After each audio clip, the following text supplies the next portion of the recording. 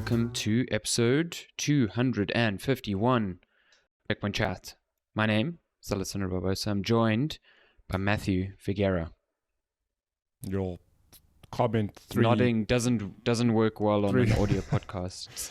3 seconds ago was, why does it increment so slowly when you remember that it's 251? This is... Yeah. Are we slowing down in our old age? So yeah, that's essentially what is happening. But you know what? It's fun because they're stacked, and that's all that matters. They are so stacked. Going through a run of show pre-recording, oh my god, we've actually played a lot over the last... Yeah, it turns out lots of games have come out, and Matthew has played most of them. I mean, that's semi-true. You've also played a lot of your own stuff. Way fewer, but yes, it's definitely an improvement over previous times, I would say. It's been... I feel like game releases this year just haven't subsided, like, at all. They're just not subsiding. Every month is just so much coming out, and stuff that you wouldn't even predict, like, a month ago has come out. Hades 2 being a very good example of that. So yeah, it's just like, I feel like it's almost impossible to keep up, and there's stuff that I wouldn't even have expected to be interested in that I now like feel like I need to play. Like, have you heard of I think it's called Lori and the Laser Eyes? No. It's a new game from the people who did is it Sayonara Wild Hearts? Okay. I don't know if you remember that game. I know of it. I haven't played it either. Oh, it's Lori Lay and the Laser Eyes. So it's like a puzzle game, puzzle psychological horror game. But of course, it's getting like insanely good reviews. Like, I think on Metacritic it's sitting at like 90 something. These are literally unplayable. Yeah, literally, it's a 30-hour puzzle game. Firstly, oh my god, that is so long.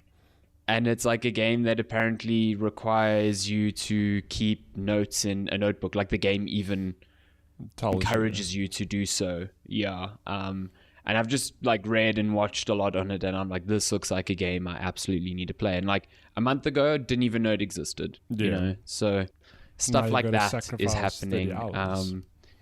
Do you remember a game that we looked at a while ago? It was like Hollow Knight, but with a fox. I think it was called Nine Solus or something. Let's see. Vaguely. Is that out now? So that's out this month. Yeah, there's just a lot. There's a lot happening, and in amongst that, there's the big, the big games that aren't stopping essentially, and now we're just going to get like a burst of way more of them when the Summer Games Fest starts in like 2-3 weeks. Elden Ring DLC next month as well. Just Elden Ring DLC next month. Squeeze in a fresh playthrough. You got to remember the game. Jeez, when? Just when? It only took like 100 hours to do the first one, so I mean, casual, easy, super easy. Yeah, easy. I can definitely just find another 100 hours just. Just fast track it. So it'll take you like 10 hours. It's cool. Probably could, like if I really wanted to now, I could probably find like a guide that says do this stuff very quickly. Do like a magic build, and here's the critical path. You'll do it so quickly. Essentially, yeah. I think I could probably do that. And yeah, because like the first time you're just looking for everything, you know what I mean? Yeah. So now you can kind of just focus on the things that actually make sense, especially for the DLC, because you need to defeat, who's it, Mog and yeah, I think Radahn, I think, if I'm not mistaken. Did they specify Radahn as well? I don't actually know. I know I think it's Radahn like Radahn and Mog. Interesting. So the game I was thinking of was Nine Souls. It's a, reading on Steam here, rich 2D platformer inspired by Sekiro's deflection-focused combat. What a Say less. What a way to sell a game to me. The platformer so, with I the mean, malware. yeah, an action platformer featuring Sekiro-inspired deflection-focused combat. I mean, I will play this immediately. It's out in 4 days. In 4 There's days. even a demo on God, Steam. Yeah, There's too many games, man. There's just too many. Prince of Persia: Dead Cells came out, well, in early access, I guess. Yeah, as well. I also want to look with Hades 2. I really want to play that, but I'm gonna wait. I'm gonna be patient. Wait for full release. Despite you and Darren going on about how it feels so complete, it feels it good. is. No, there's more content in it now than there ever was in the first game. I'm like, unreal. It's cool. I'll wait. If it's 3 months to a year, I'll wait. It's cool. Then that Prince of Persia as well. Darren playing it, going, oh my god, if you guys will probably love this. I'm like, I have no doubts I will love it. Just give me the 1.0 release, then I'll commit all my time to it. Let me tell you, I was in that camp, with you, especially when it came down to Hades. But obviously, okay, so to be fair, I didn't necessarily have a major choice in the matter. I was reviewing it, so I kind of GameSpot gave it to you like, you have to review those. Essentially, so it's like, well, I don't want to. I'll review it next year when it's out in 1.0. No, it wasn't the choice. But like, it is, because I played the original Hades in early access, and it was not a complete game when it launched. It only had one like area, one biome. Yeah. Like it had very few guards. It was an early access one. This is like, I mean, you can get to the end. The final boss is there. There's no definitive story ending yet, like Hades had after you'd run through it a couple of times. But there's also like, there's other stuff going on besides the main run that, yeah, there's just a lot. Like I don't think I've like completely seen everything that game has to offer, and I've played like 30 hours of it already. So, and it's being added to, so it's good. It's I have one question, because you can finish a run, right? Mm-hmm. How long does a run take, ish? I think it's around the same time as one in Hades, the first Hades, because it is kind of not at the same format, but it is like 3 main biomes and then a final biome. So it is slightly longer, because if you think about Hades, it was Tartarus, then the fireplace, which I can't remember what it was called. Then it was the poison place. Elysium. Poison place? Oh yes, no, yeah. Like poison place. Poison in that place. Fireplace, the wind place, Elysium, and then it was Styx, where you could kind of choose your own path. Yeah. There is that format is like adhered to quite closely, although there are like little changes. So I'd say it's like a similar amount of time. Yeah. It's sold. Yeah, but then that's like half the game. So yes, there's a lot. So I don't want to talk about like the other half, because it's like such a weird. It's like such a weird surprise to see what they've done there. And I feel like people should experience that for the first. Like, I had to talk about it in the review, but even then I had to like rein in what I said, because like it gives away a lot of story stuff that I don't think people expect to be in there. So yeah. Say less. I'll play in a year. Say less. But you did talk about Hades 2 a lot last time. So yeah, I mean, mechanically. I mean, okay, this is Checkpoint Chat to talk about video games. I guess we kind of like very easily got into that. But yeah, if you want to hear more about like mechanical stuff to do with Hades, I think the last episode was when I played the technical test. Yeah. So that's where a lot of that has like been brought over. Not much of that has been changed, but obviously there's just more. Yeah. Like there's more weapons, there's more resources to gather, there's more permanent upgrades to unlock. So yeah, I mean, some of the new weapons I've had access to are kind of cool. They all very varied, and they all, I think some of them need a bit of balancing, because there's like one that I just can't get my head around.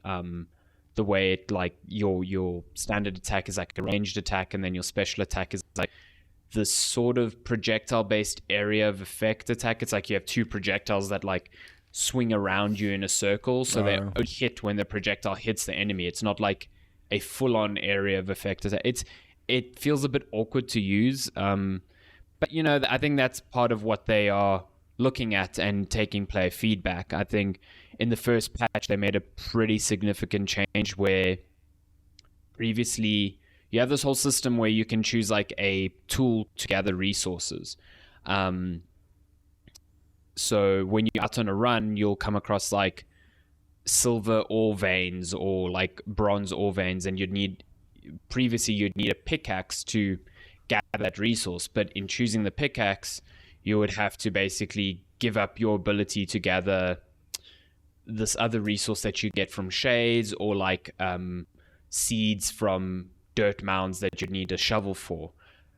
And in the very first patch, they were like, okay, we've realized that this is actually like increasing the grind, because each run has to be specifically for a single resource, but there's so many to gather and so many upgrade pods, you kind of want a faster track. So they said, okay, well, now once you've unlocked the required tool, so once I've unlocked the pickaxe or the spade, you can gather that resource without needing to equip it. Okay. The only thing now is that when you equip a certain tool like a pickaxe, that resource will appear more during a run. Okay. So you can kind of be like, I want to prioritize this resource, but it doesn't mean I'm only going to I'm only going to be able to gather this resource. And that's like it's a significant change that they've made very early on that has very positively affected the balance of the game. So I'm curious to see what like big swings they take across this year, because they said the game, I mean, they haven't given a firm release date, but they very definitively said it wouldn't be this year. It would at the very least be like early 2025. So January 2025. Who knows? I think it really depends on like the feedback they get. Like if they feel at the beginning of the year that they are in a good place, then I think they'll go for it. I mean, there's still content to put in. Like they need that ending to the story. There's certain characters who don't have like character art when you engage in dialogue with them. Just blank ... Well, no, like it's like they just look like this generic hooded figure. So there'll be a lot of guards that just look like that. And at first, because the very first guard or character I came across that looked like that was Karen. So I just thought that's what he looked like. I was like, oh, okay, this is Karen. But then there was like another guard that looked like that, and I was like, oh, that's odd. It's just placeholder art. Yeah. Hilarious.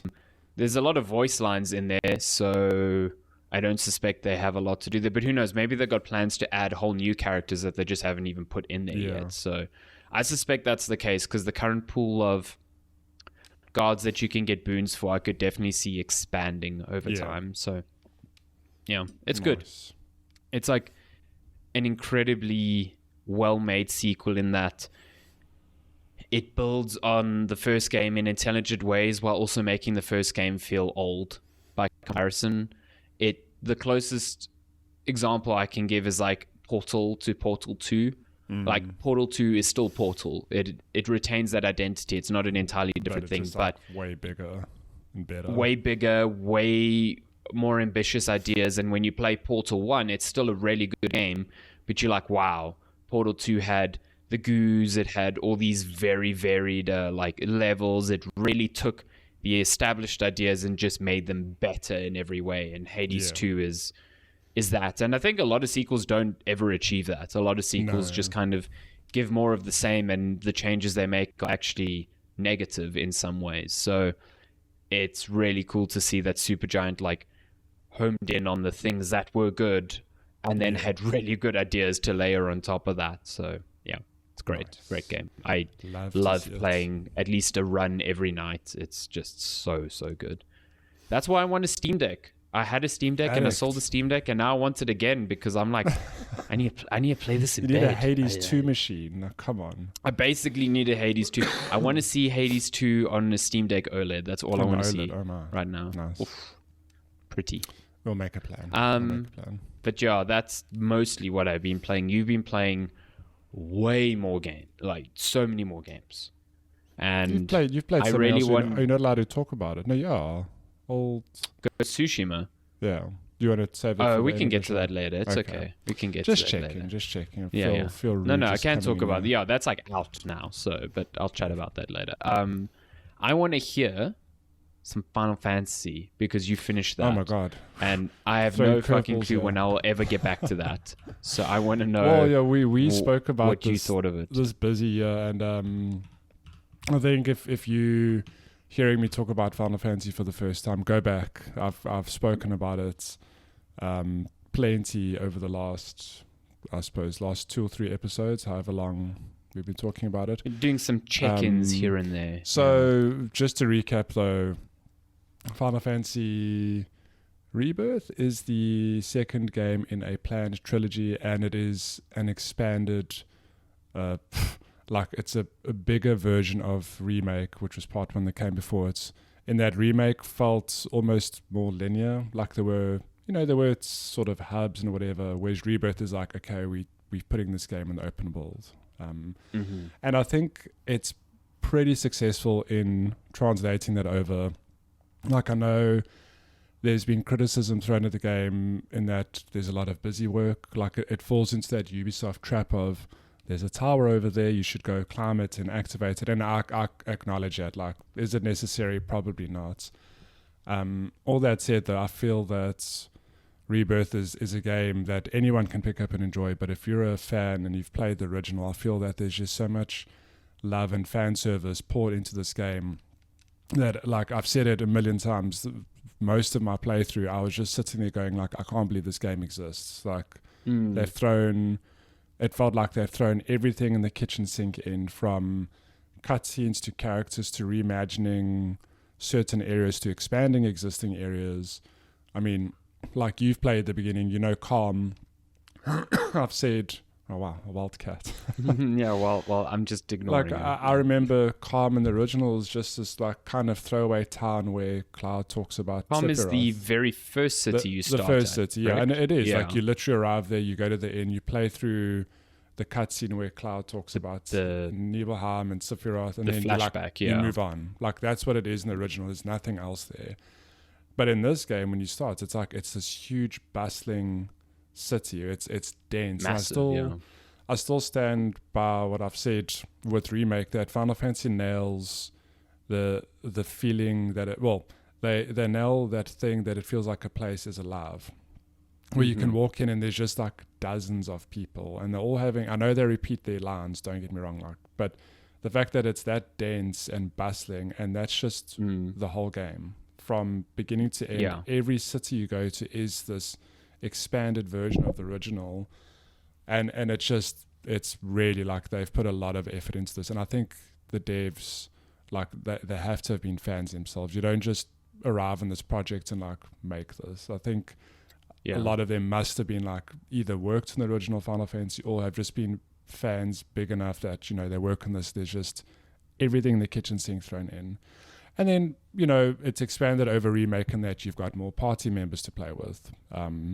Whereas Remake was very much like, well, this part of the story you're playing with Tifa and Barrett. This part of the story you're playing with just Aerith and your party.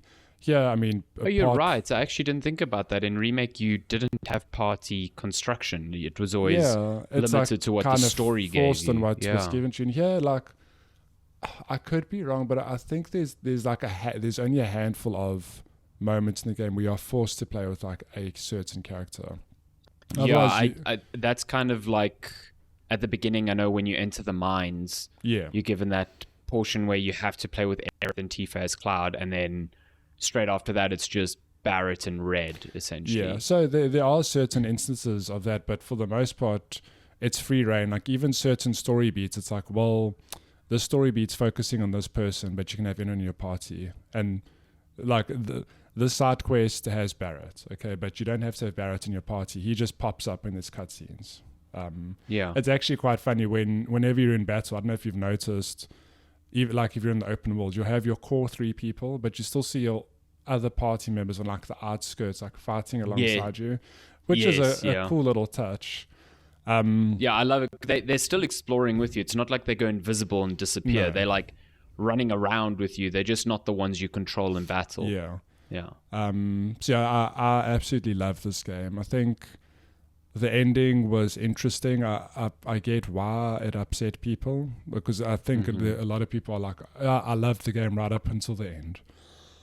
So can you, I mean, I assume it's difficult to give specifics, obviously, without completely spoiling it, but like the sort of vibe, okay, so like if you haven't played the game and you want absolutely zero to know about the ending, I'm not going to ask you like to play it out for me beat by beat, but I've read GameSpot's review when it came out. Timur kind of like did a rough explanation of why he didn't like it, and in doing so had to like give up certain details to, you know, get that point across. So I kind of understand that it's not identical to the original game. Yeah. So if you want to stop listening now for the next like 2 minutes, you're more than welcome to. So in Remake, you right at the end, you fight against essentially fate itself. It's those dudes, and there is a force in the game that is trying to keep Cloud, Tifa, everyone on this predetermined track, which is essentially the original game. Yeah. And at the end of Remake, you essentially break free from fate, and that's why Rebirth is allowed to go into territory that wasn't covered by the game, because this is essentially now a parallel it's like a universe. path, but it's a parallel universe that is still where there is some force that is trying to get it to converge with the original timeline. So my understanding of the end of it's a very complicated but also I find very interesting way of telling a story that you are remaking rather than just retelling the story beat for beat. I love it. I think it's cool. I know some people are like, wow, this game turned into fucking Kingdom Hearts, you know? And I guess I should play Kingdom Hearts now because this all sounds very fascinating to me. So my understanding of the ending of Rebirth is that it plays out the events from the game, which is probably one of the most famous scenes in gaming history, I would say. But that obviously they tie some sort of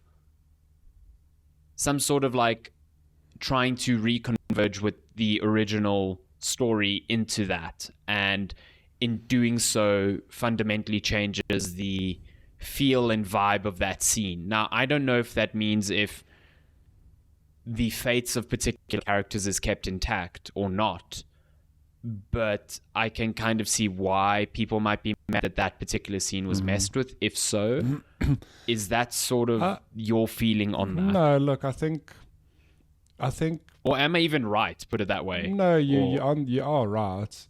It's just maybe people expected something, and like, don't read into this too much, but maybe people expected something different, or they wanted it to play out differently, or to be conveyed differently. I don't know, like when I finished the game and I thought back on that scene, it was a lot to take in, because when you play that last hour of the game, there's just so much happening. Like, think of the last hour of Remake, where it's the same thing. You're like on the highway, then they're like, well, we're going to defeat fate itself. You're like, whoa, where did this come from? Like, this is quite a... And you fight Sephiroth, spoiler, in the first game, which didn't happen in the original. Yes. So this is on that level of there's a lot of stuff happening and it's a lot to take in.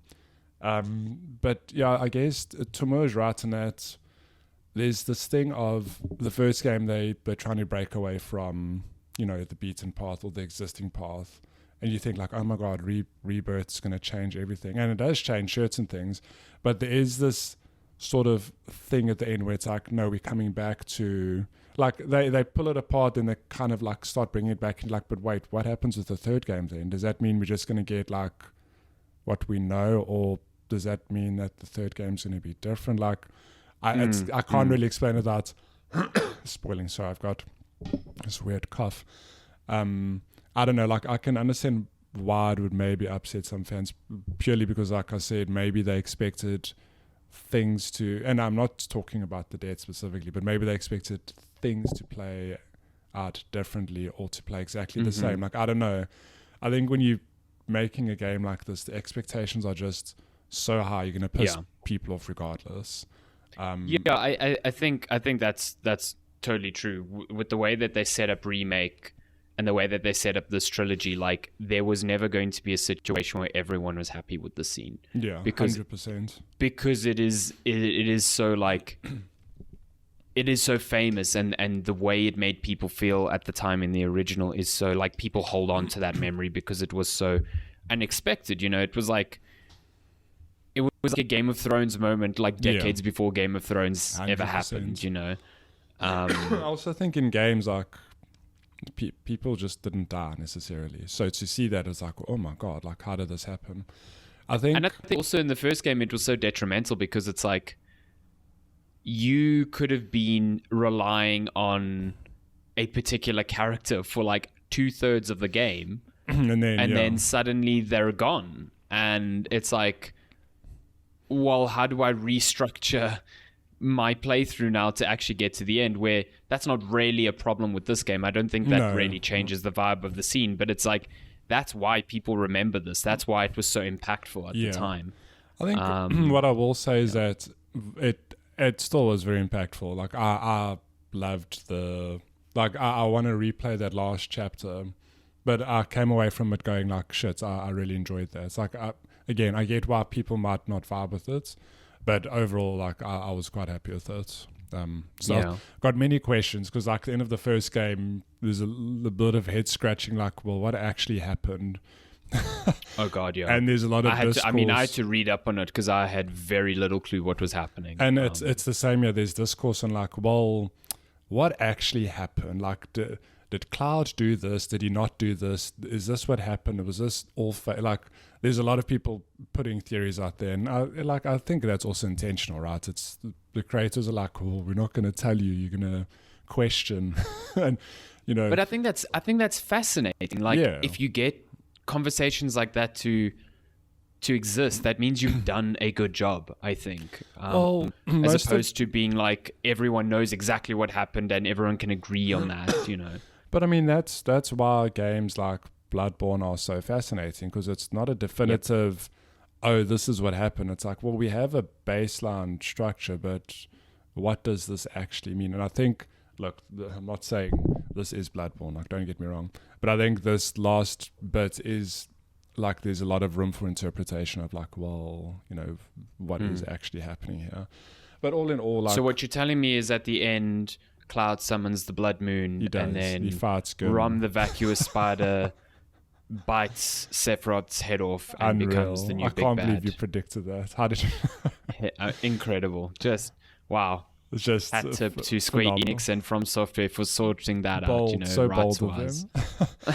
No, but look, I think all in all, I love Rebirth. It's a long game. If you want to see everything from top to bottom, like my playthrough was 105 hours, and that's when I say Jesus. I did everything, like all the mini games, all the and this is all normal mode. The hard mode has other stuff, but I did all the Colosseum battles, like all the side games in the Golden Saucer, all the side quests. Like I ticked everything off 100% of the normal playthrough. If you want to fast track it though, like I'm pretty sure you could do it in, I'd say 30 to 40 hours, because if I think there's maybe, I think it's 15 or 16 chapters, and each one is about like 2, maybe 3 hours, depending on what's happening. So yes, your mileage will vary based on, what do you want from this game? Do you just want to play through the story? By all means. I mean, some of the side quests are laughable, like in a way that only Square Enix could make a bloody side quest. Like, one side quest is you going to find a missing cat and bringing them home. Like this is key storytelling. I'm here for it, don't get me wrong, but it's like the world's, you're chasing Sephiroth, but also you need to get the stray cat home. Yep. The age old. I mean, have you watched Fallout yet? Yeah, I've seen Fallout. Yeah. Yeah, that throwaway line where he's like, what does he say? Thou shalt get sidetracked by unimportant bullshit or something like that. It's like that's being fully aware that there is a main quest here, but like acknowledging that it's not actually that time sensitive or something, or as time sensitive as the story makes it out to be. Yeah.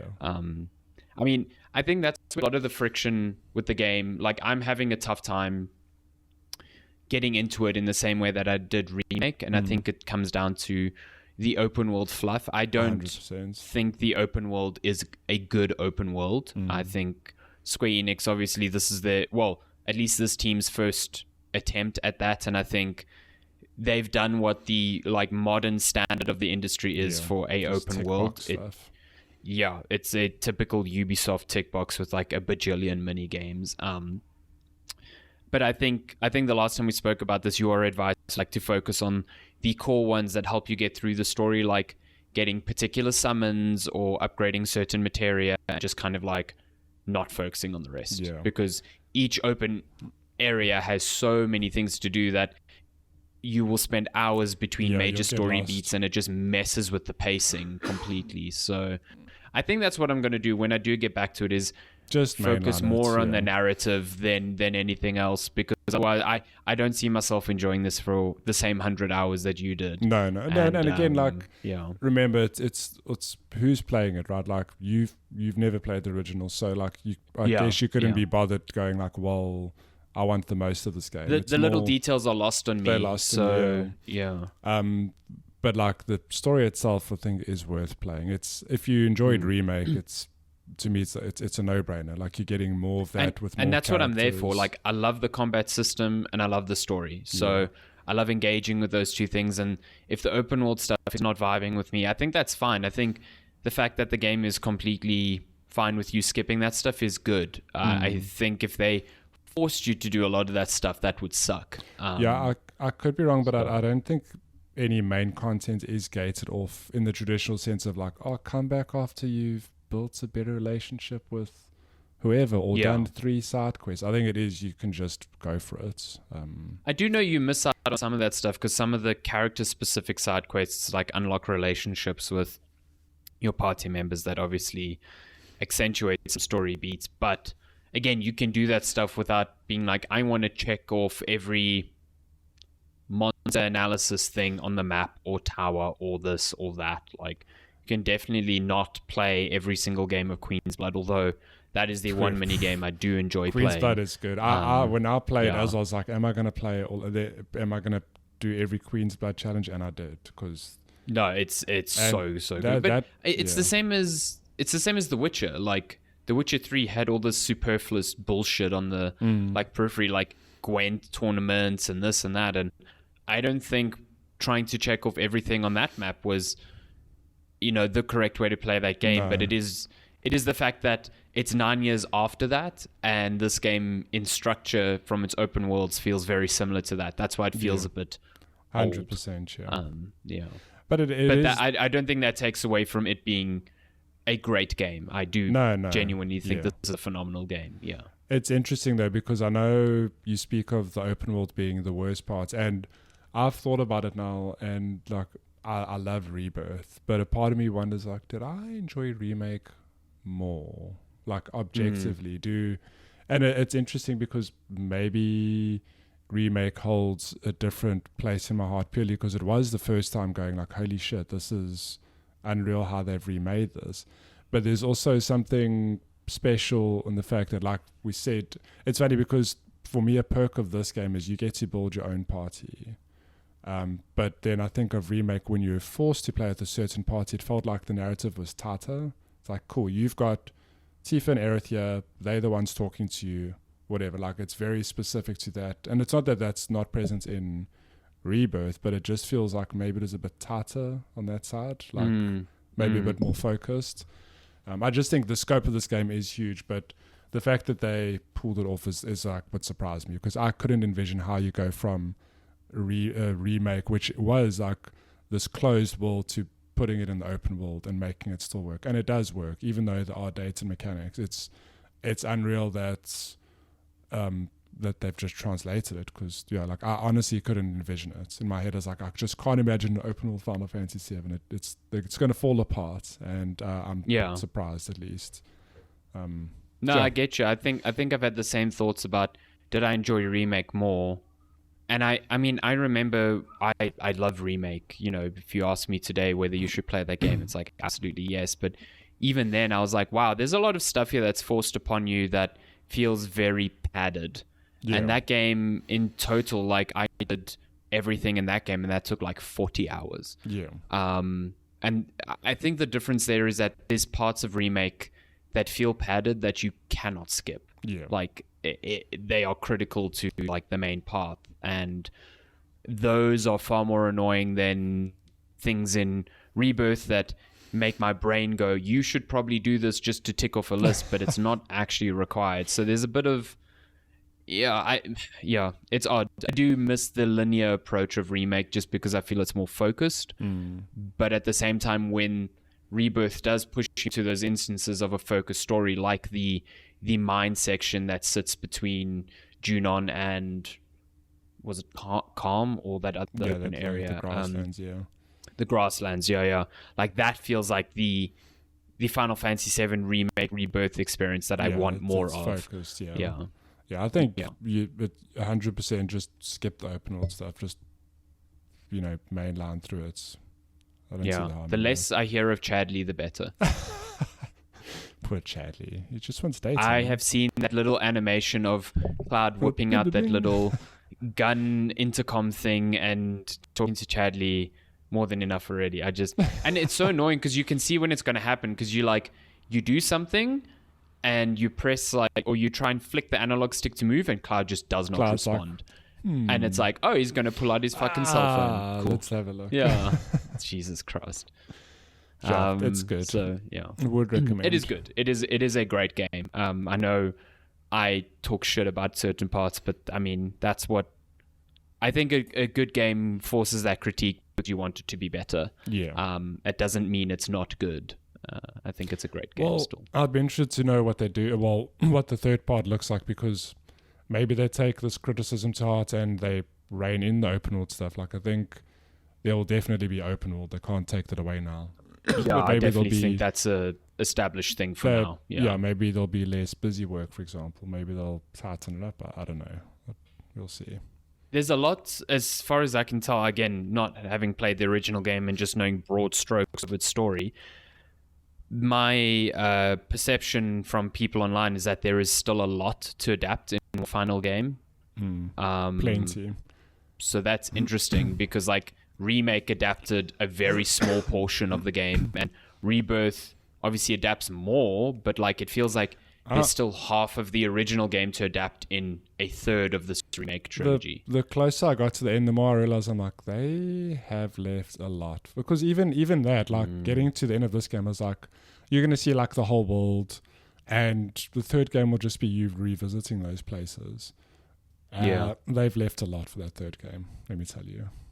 It's a tough ask, I think, then, for them to kind of wrap that up. Yeah. So, yeah, good luck to them. I just hope that doesn't mean they go, well, this game is now 200 hours. That would be the exact wrong approach. Rein it in. No, they can't do that. Don't do that. Maybe try fit more content into the same 100-hour playthrough so it feels maybe less padded, better paced. I would vibe with that. What I'm excited for is the future where all three games are out and then they release the trilogy pack and you can play from beginning to end.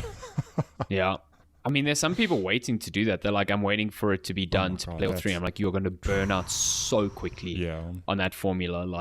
No. Especially because the third game is going to feel so new by comparison to Remake at that point in terms of mechanical depth and quality of life improvements. I mean the combat in Rebirth I think is such a significant step up from Remake, which itself was really good, that go back and play Remake now and you're like, oof, I miss certain things from Rebirth that I wish were here now. So I don't know. Well, there you go. That's Final Fantasy Rebirth.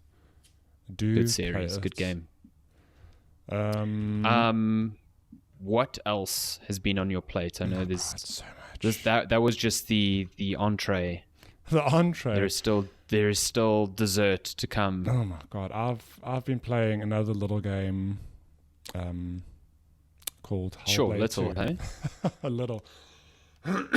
Sorry, I've got this cough. It's really annoying. How dare your body betray you like this?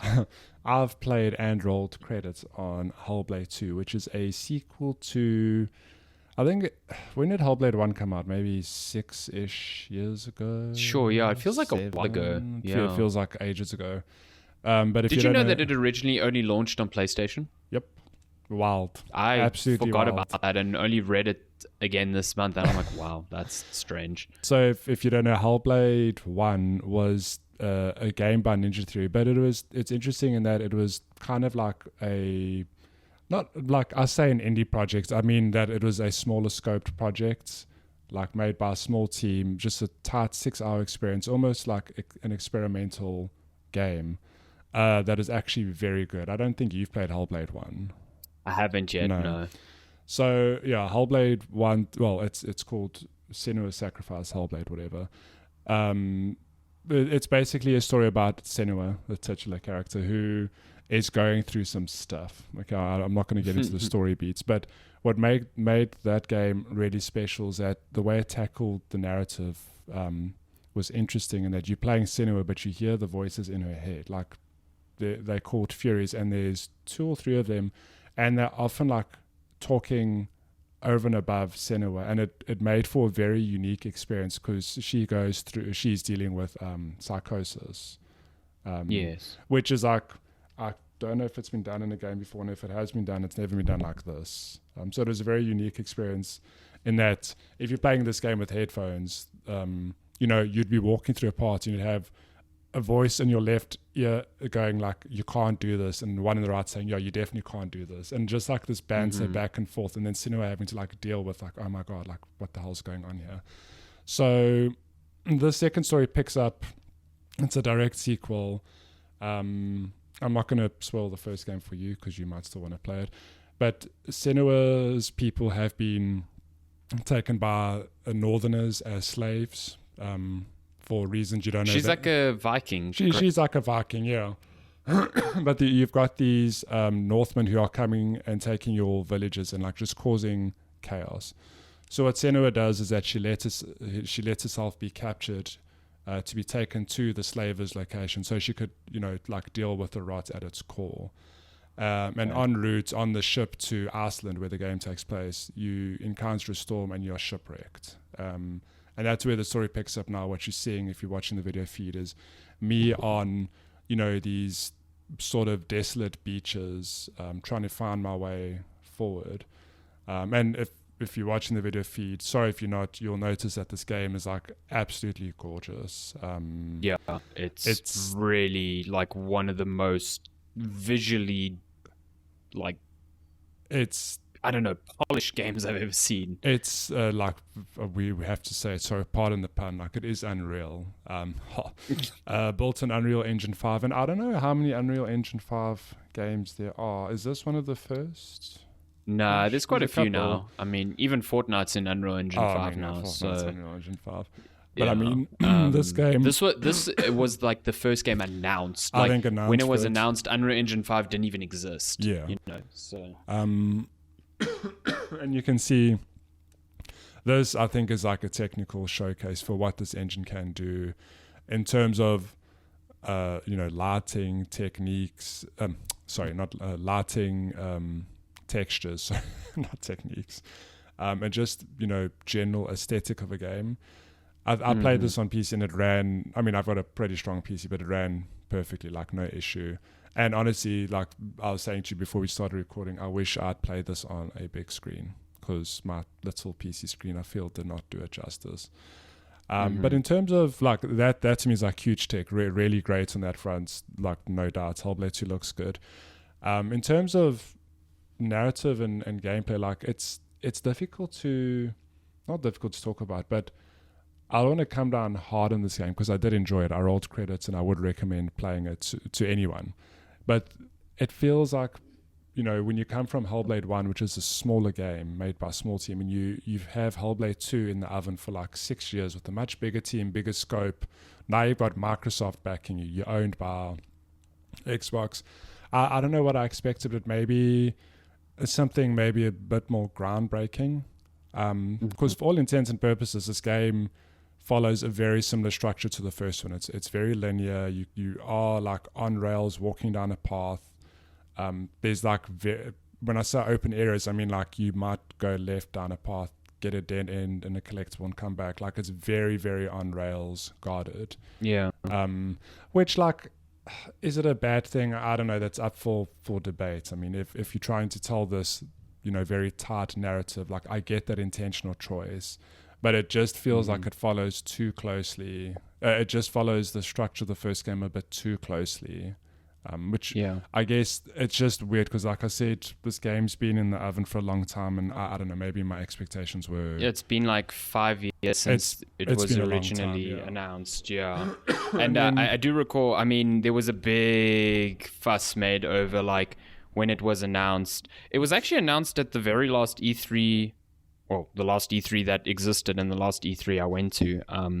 Sure, pull one out. And I remember there was a big fuss made over like the trailer. Everyone was like, oh, that's actually in-engine. Oh, that's real-time. Oh, this is Unreal Engine 5. It's just can't say it is because obviously Epic hasn't announced it, this, and that. And I think there was an article that came out like a month or so ago where Ninja Theory were like, yeah, when we put out that trailer, the game didn't exist. Like straight up, there was nothing on the game that had even started. So the idea that trailer was like showing in-game visuals and in-game, it like was a complete farce. It didn't. It wasn't. That wasn't the case, So it explains why the game took so long. Because they were essentially just starting production on it. But I think, having not played this and having not played the first one, I get the criticism of like it being very on rails. It reminds me a lot of when. Did you ever play the Order 18? Was it 1886, 1866? But no, I know of it, like that game when it came out on PS4 had a similar impact in terms of, oh wow, it feels like I'm playing a cutscene. Like it had that similar moment where you didn't realize the cutscene had ended and you had been given control of the game.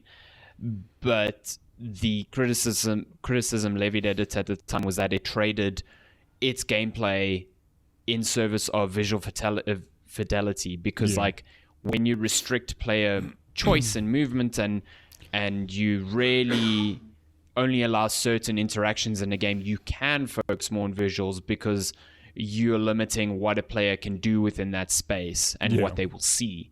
And the Order 1886, I think, that's what it was known for, and I think Hellblade 2 is probably going to be known for the same thing, where yes, visual showcase, but from a gameplay perspective, not much there.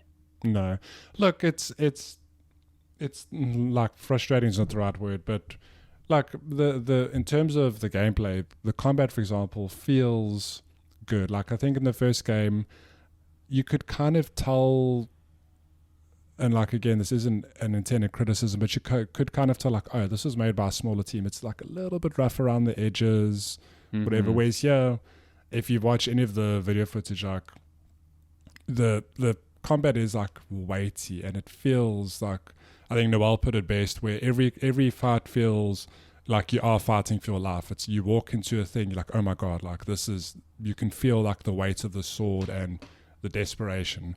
The problem is like, even though the runtime of this game is about, look, it's longer than the first one. The first one was about 6 hours. This is running in just about 8 hours. So by the end of the game, the combat is like, that's it. There's feels like you kind of get bored of it a bit. There's no enemies progression. Change. Yeah, but enemies change. But it's not like you play with a different weapon or you learn new attacks or different abilities. It like the combat you get from the first hour is what you get in the last hour. And by that point, even though combat is like, it's sort of spaced out between the playthrough, by the end it feels like very samey, and it's just like I don't know, it feels like maybe it's unfair to criticize that when the game isn't focused on the combat necessarily. It's more about the narrative and telling the story, but the combat is there, and it feels like if you make it look this good and feel this good, like it would have been maybe nice to have some variation as you progress through the game, like even if it is a new weapon, or I don't need like a leveling system, but something that makes it just grow progressively. Yeah, Joe, it's such an just interesting thing. Yeah, Just looking at the combat here, it's like you can tell that they're really invested in like animation work and fluidity and stuff, but at the same time, it feels like they want you to see that work. So they restrict what you can do in that space. Like, it looks almost like the combat is on rails to a degree where you are just responding with parries and attacks. You don't necessarily have so much control over Senua's movements around that little like combat arena.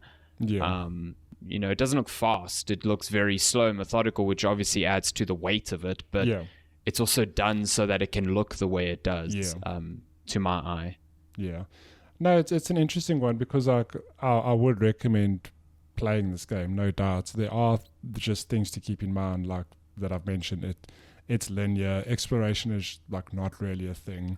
But if you're here for an interesting story and just like a visual showpiece, I mean, you have to play this game. It's gorgeous. I mean, and even it's interesting you say like you're right in that they've got the camera and they want you to see specific things. But something I've never seen before is that if you pull open the photo mode in this game, you can move the camera anywhere, even in cutscenes. Oh, really? Which is very cool, because it just shows that everything's in engine, right? They're not trying to... They're obviously framing something, but when you go into photo mode, it's like, well, you can see how we've positioned the characters. Like, we're not hiding anything. What you see is what you get. So that's pretty cool. It's an interesting game. I'd actually be very interested for you to play it, because I'd be curious to know like what you think of it. I feel like I have to play the first one though, like at least from a narrative perspective, to get an idea of some of the struggles that have led Senua to where she is now. I will say the game opens with a very good recap of the first game if you have no interest. There's like a very 2-minute video which explains like beat for beat what happens in the first game. I mean, not beat for beat, but like a good broad stroke of what happened in the first game. Yeah.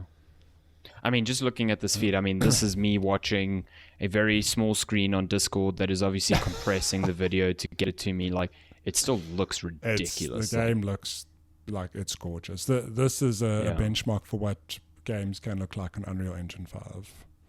And that's cool. I mean, if that was the focus of Ninja Theory, like, more power to them. But, obviously that doesn't excuse the criticism of this feeling like you're playing a cutscene, which is a criticism levied to games like Uncharted all the time. It feels like you're moving from one linear set piece to the next, and at what point does interactivity give way to cinematic and visual fidelity? So it's a tight rope to walk, I think. And in the news, there's been this indication that Ninja Theory has already had their next game greenlit, and I would assume it's another Hellblade. I just hope that they maybe take some of that criticism to heart, and I'd think a third game in this exact same fashion would not go down well. No, I think like I understand why the second one is this, but a third one, I don't know. You need to do something. I don't know what you do, but you can't just do the same thing again. I don't think it feels very dated. Like even just walking. It's so weird because you look at the landscape in this game and it's like, oh my God, it's beautiful. There's you go from like, these desolate beaches to like, there's a forest bit, there's just things you get to, and you look at it like, oh, awesome. And then you just walk down a path. Like you can never go anywhere else. And it's just interesting. You can never explore. Yeah. No. Yeah. And it's just interesting because it looks like you could explore. I mean, there's one part in the game which made me laugh, where it's like, oh no, I'm trying to get through the specific gate, but I need to find 3 things to unlock it. And then I'm on a path adjacent to where I need to go, and it's like 1 meter above where I need to go. I'm like, Senua, you can just step down. Like, come on, it's right there. But the game's like, no, you can't go that way. You have to obviously unlock the door to get there. It's weird how restrictive it is on that front. Yeah, to the point of being like nonsensical. Yeah, look, that was just one very blatant moment. I was like, come on, this feels silly. But look, all that said, I would still recommend playing it. I mean, it's it's on Game Pass, so if you have a subscription, you don't have to like invest actual money into it, and in the hundreds of. I think that's actually somewhat of a savior to Hellblade, because I don't see, especially with the sort of chatter around it, and the importance that a lot of the industry, well, a lot of people who play games now put on game length, which I get it. If you're spending $70, you want to like seek out some worth from that. So hearing that a game only lasts 6 to 8 hours is like, oof, I don't want to, maybe I'll wait for that on sales. So I think Game Pass will definitely help this game. But yeah, I mean, Microsoft also saying that they've greenlit a third game, I think in this day and age means absolutely fucking nothing. Yeah. A year ago they were singing the praises of Tango Gameworks. Tango Gameworks being like, Hi-Fi Rush was a bigger success than we anticipated, and this and that, award-winning, blah, blah, blah, and now they don't exist anymore. So, yeah, I'm curious to see what the future holds for Ninja Theory, and if the third game even is a Hellblade, maybe it's something completely different. I think they're a good studio, so... Like, not for any reason other than I don't like Hellblade. That's not the case at all. It's just Microsoft falls into this trap of they get a good franchise going and they just sequelize it to death. It's like... I think they really want that, the thing that Sony has, which is like story-driven game that also sells a system because it looks so good, a la God of War or Ghost of Tsushima or The Last of Us. But Hellblade is nowhere near the sort of... I don't think it will make the same impact that any of those games have made. Interestingly, Hellblade 2 has a God of War thing where it's just one camera shot. That's pretty cool. I could be wrong, but I don't think... God of War is very much like the camera's always on Kratos, panning out, zooming in, whatever.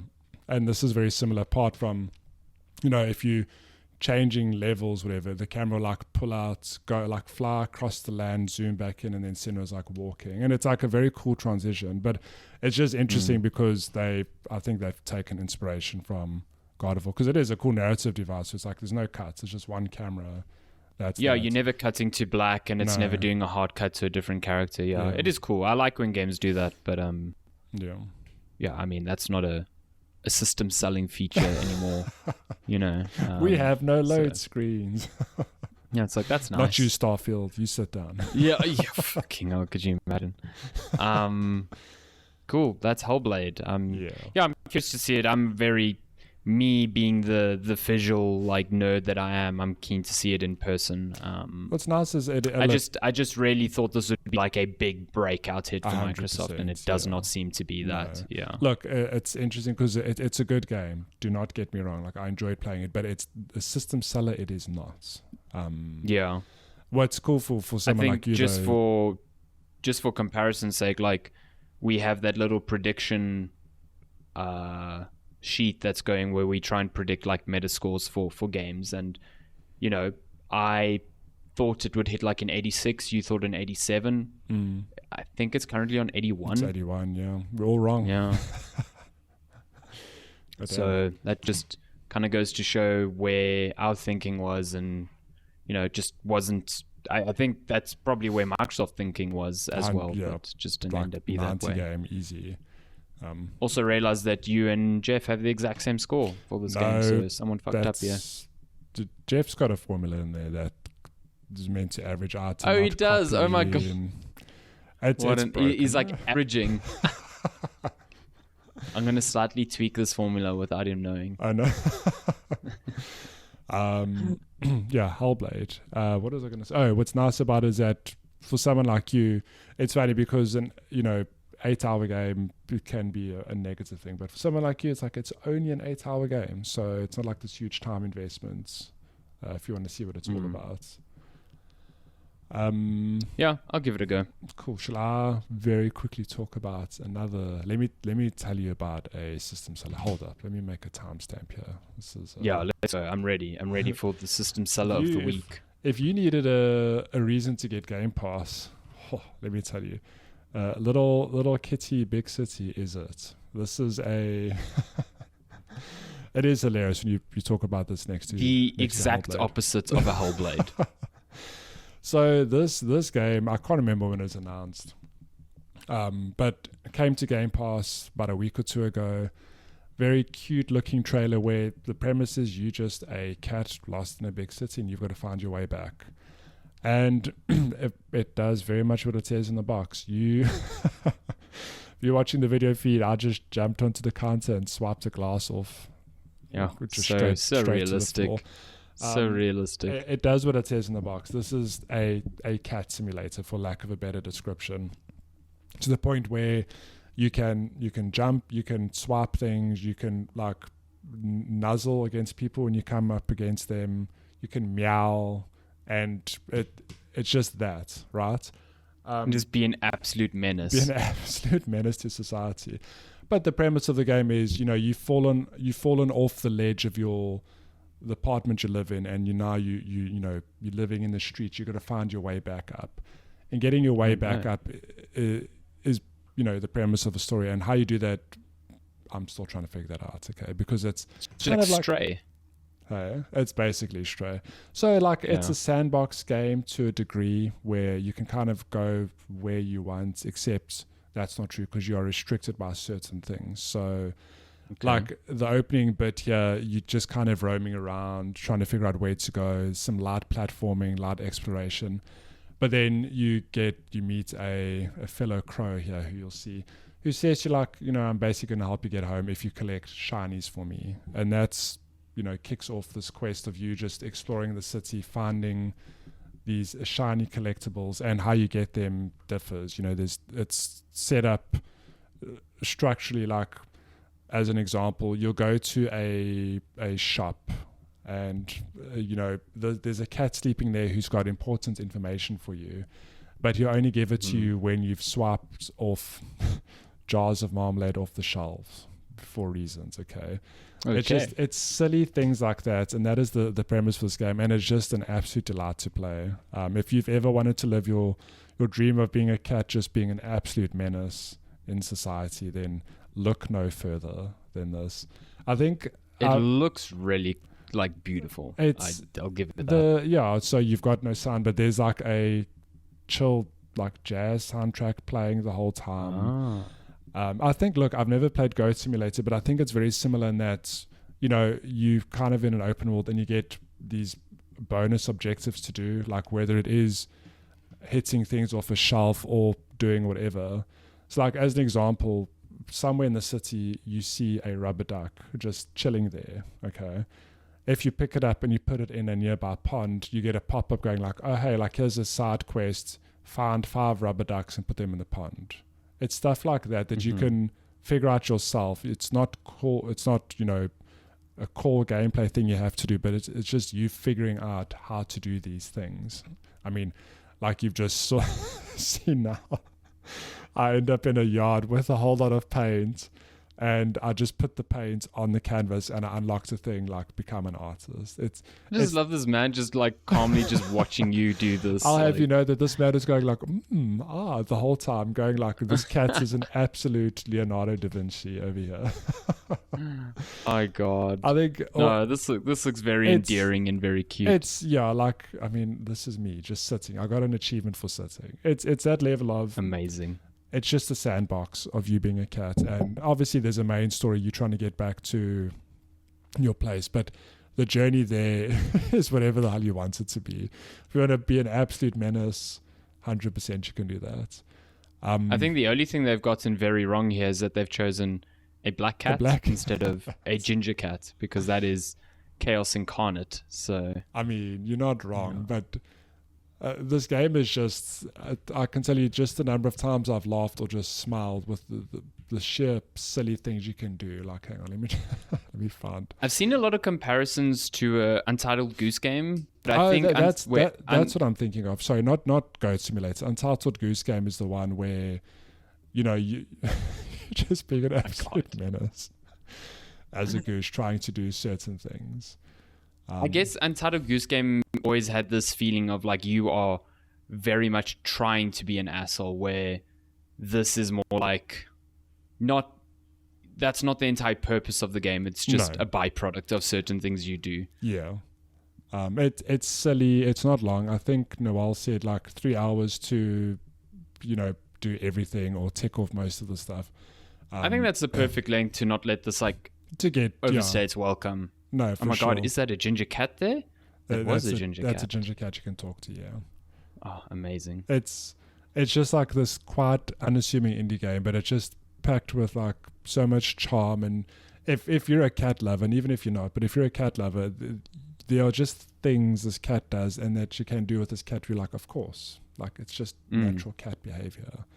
I'm absolutely loving it. No, it looks really cool. It's something that I always saw during the Nintendo Direct, and I was like, oh, okay, this is quaint. This is like a small thing, but like the talk around it has been so positive, and I think with it being, such a relatively low barrier to entry short game, it seems like a nice way to spend an afternoon, which is 100%. really cool. Yeah. Play that game. Cool. Little Kitty, Big City. Love. Is that alliteration? No, it's not. No. It's just a play on words. Just a play on words. I think that's... Oh, right. Ghost of Tsushima. I totally forgot about that. I mean, this is relatively quick. Ghost of Tsushima is on PC now. Very cool. Finally, this is I forgot that this came out on PS4. That's how kind of like old it is. That's wild. But it was... It's like 2018, 2019, I think. Yeah, I was going to say it was kind of the tail end of the PS4, but it still came out... I think it came out before the PS5, so it must have been 2019. Yeah.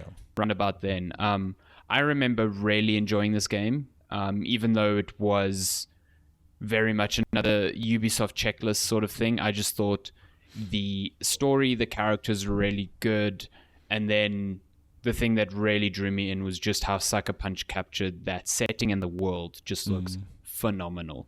I mean, even on PS4, it just nails the balance of art direction and then visual fidelity to the point where like it is almost timeless. It just looks good no matter when you're playing it, no matter what you're playing it on. And I think that's no more apparent on a very powerful PC where you can really crank the like frame rate so you get the responsiveness and fluidity that the PS4 never had. When it came to PS5, you could kind of get there, but now along with like this visual makeup that just looks really, really good. And I think runs pretty decently on PC. Like you were saying earlier, we've got pretty strong PCs. They're not 40 series NVIDIA GPUs here, which means some games like, your Alan Wakes of the world and stuff are starting to show how they can stress this sort of hardware. But Ghost of Tsushima, I'm playing this thing at like 4K cranked. Sure. And it's like well above 60, no problems. And they've got these additional settings like DLSS that let you get high frame rates as well with the resolution scaling. And then this other cool feature where you can use AMD's own frame generation, where like if you've got a brand new NVIDIA card, you can do this with NVIDIA's proprietary software, but it's exclusive to their new cards, which I think is absolute bullshit. AMD solution is more open source and more widely available on every single card out there, and it works really well. Like I can hit 120 frames per second at 4K with relative ease, and that just feels really good for a game, especially if you're playing on like, I don't know if you ever played it on, I think it's called lethal mode.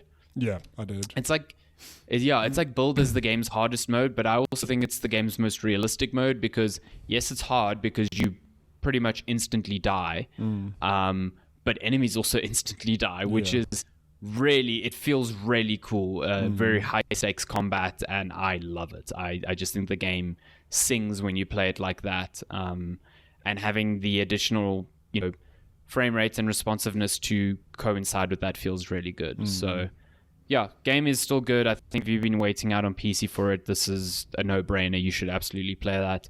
And I still think it has the best late title card scene of any game ever. It is just so good. It's like, it's really set up the stakes for the game. You've kind of just had your ass handed to you by the big bad, and you Jin doesn't really know where to start with like this big redemption journey, and the music is swelling, and you've already been playing for like an hour, maybe two at this point, and he's got that horse and he's galloping through that field of like reeds, and he bends over and his hand is like sweeping the reeds, and you just get like the like Sony Entertainment presents you like, oh my god, this is just, it's so good. It's good. Yeah, it's like movie quality shit. It's real good. I think even just thinking back to Ghost, like it must be interesting playing it now, because you're right, it came out like 4 years ago, let's say 4 or 5 years ago.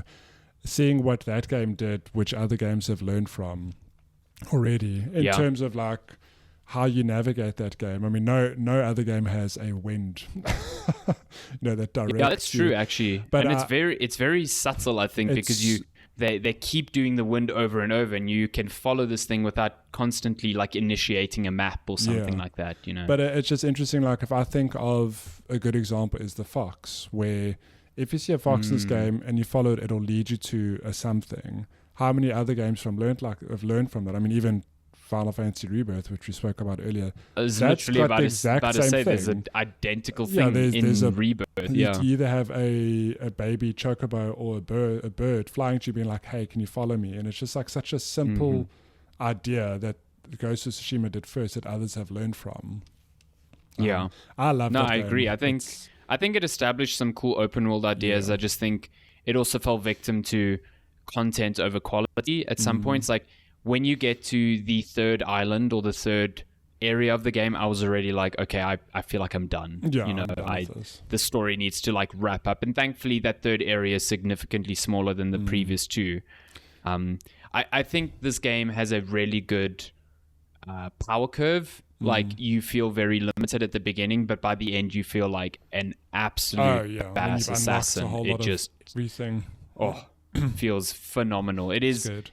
To me still the best Assassin's Creed game that has come out since probably Assassin's Creed Origins, before this big pivot to RPGs. We've got Assassin's Creed Japan coming out sometime. That's true. What's it called? Shadows? Shadows. And in a world where Ghost of Tsushima already exists, I'm like, you've got to be really, really good. They've got shoes to fill. Yeah. They will have direct comparisons now. I think the establishment of the two protagonists in the game and, the protagonist they've chosen has really piqued my interest. If it is another Valhalla sort of experience, I'm just going to be so irritated. But that's Ghost of Tsushima. It's really good on PC. I think it's worth a replay, even if you've played it before. I'm enjoying my time with it. Did you play the Iki Island expansion? I didn't. So that's that's a good thing to bring up. So if you want to hop straight into the expansion, you can't, which kind of sucks. Yeah. It would have been nice to be able to do that, because essentially it sits apart from the main game. And I do recall when it came out, if you wanted to hop into it, it would like scale you up to your necessary level if you were still relatively early in the game. And I thought, with it being on PC, it would just be an option from the main menu, be like, go to Iki Island. Maybe, I could be wrong, maybe you have to get to a certain point in the story and it just lets you go there. I think you don't have to finish the game. I think it's a story-specific thing you'll have to do. Yeah.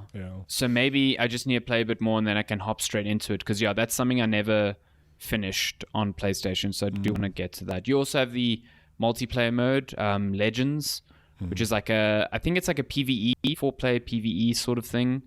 I never played that. I think it would be neat to play, but like to try and get 4 people invested in Ghost of Tsushima now, I think is a tough ask when things like Helldivers exist, Oh my god, Helldivers. What a game. Didn't talk about that. I've been playing a lot of Helldivers again. The gift that keeps on giving, that game. Yeah.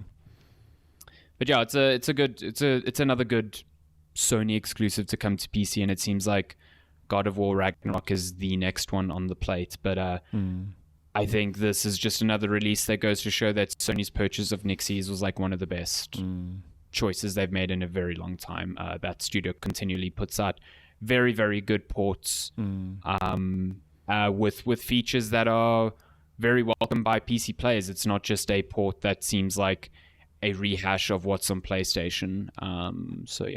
It's It's cool. Nice. Anything else you want to touch on? I'll just mention that I am, which I'll talk about in a future episode, I am playing Stellar Blade as well. Genuinely surprised by how much I'm enjoying that game. Not because I had any doubts, more just that I didn't think I would enjoy it as much as I did. It's really it's the main character, isn't it? It's the main character. Just you love. It's the big looking at her. Yeah. No, just. But Matthew, it's been censored. Please. Yeah. I can't believe they censored art. Like, how could they? Yeah, no, I'll definitely talk more about it, but I think I'm just surprised by it's like I didn't know much about the game going into it, but just the fact that it's like Bayonetta and Sekiro and Dark Souls had a baby. It's like there's just elements from each that have come together. I'm like, oh, like I did not expect that, and I'm really enjoying that. And then this week I picked up xDefiant, which is Ubisoft's free-to-play Ubisoft's shooter. Call of Duty. It is really good. I'm enjoying it, to my surprise. I also downloaded it because my friends were playing it, and to my surprise, it's really good. And I think it's really good because it's very good at copying the movements and the shooting of Call of Duty. So take from that what you will. Do you think the you know, I don't think it's necessarily going to be the same because like Ubisoft seems to be putting a lot behind this.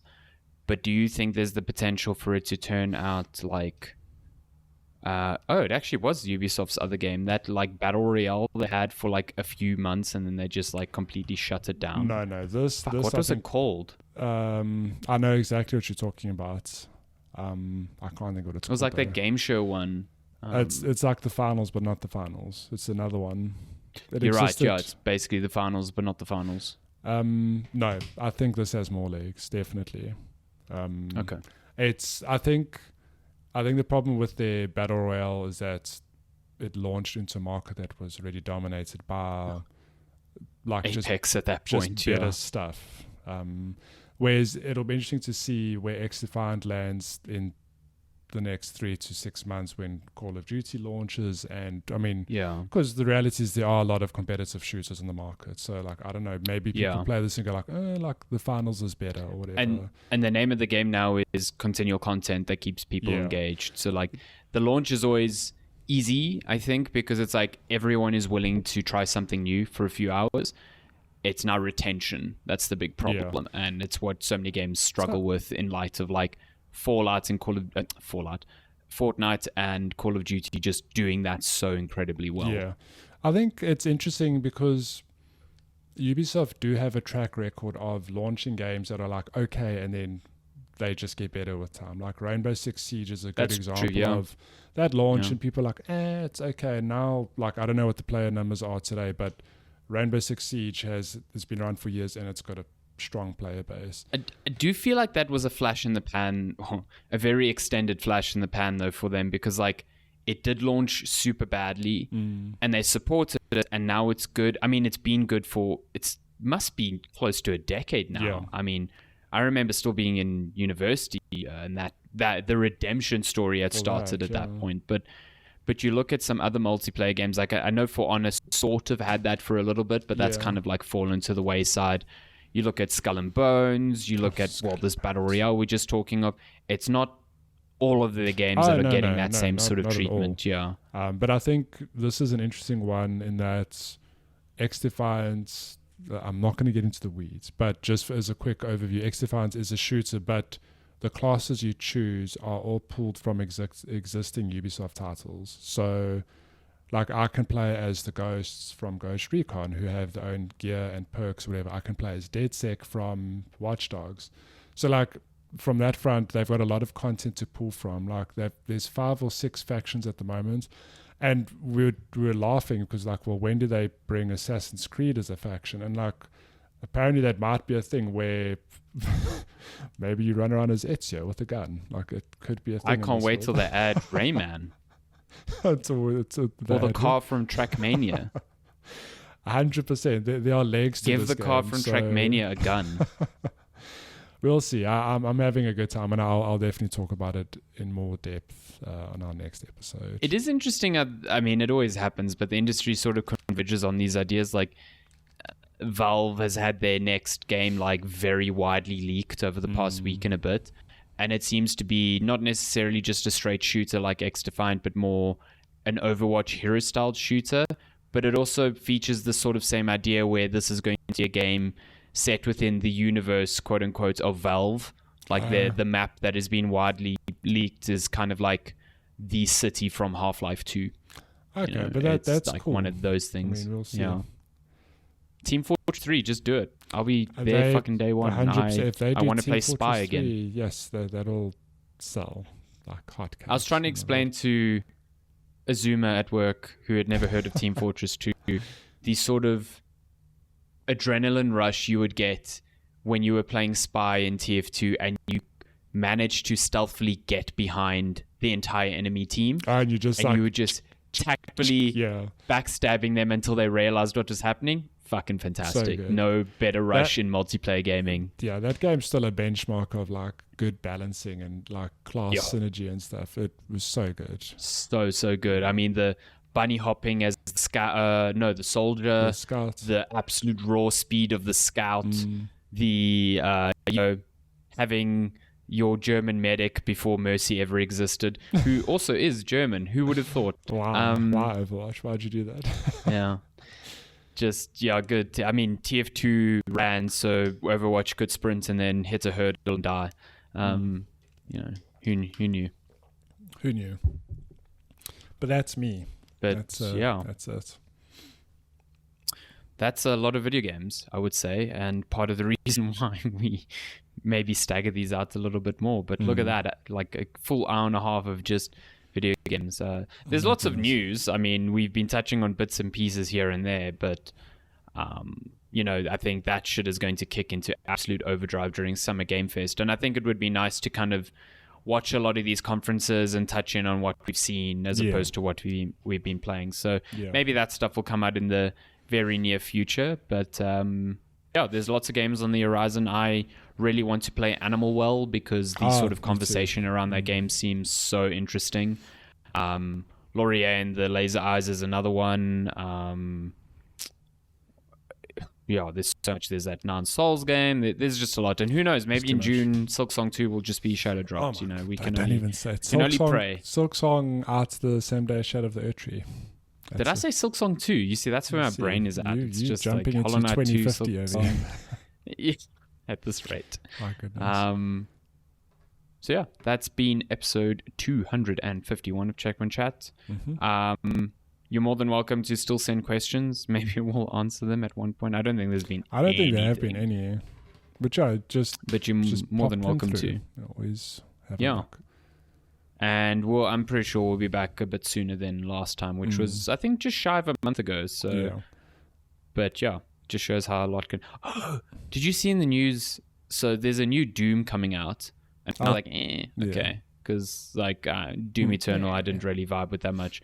But this one's going to be set in a medieval time period. I'm like, okay, right, I could do that.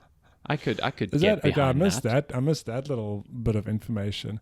Yeah, I'm kind of curious to see what that looks like. That's And id Software has been cooking for a while, so I could see that being like a November release this year. You know what I mean? What is it called? We've got Doom Eternal. So it was. I think when it was leaked in the court documents, with the whole Activision thing last year, it was called Doom Year One. I think it's now called Doom something Days, Early Days, or it's weird. It's like I think it's called Dark Days or something like that. Yeah.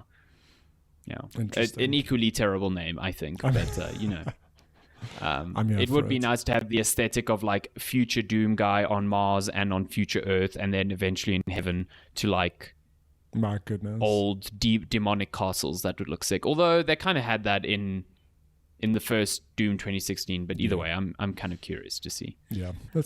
Sorry, I just had to get that out of there because I saw that this morning and I was like, what the fuck? Like, that's so weird. I'm here for it. Yeah. Episode 251. Thank you, as always, for listening and for putting up with our sporadic release schedule. We'll be back relatively soon, I reckon. And until then, we hope you are keeping well with all the games out there, and we will see you next time. Goodbye. Goodbye.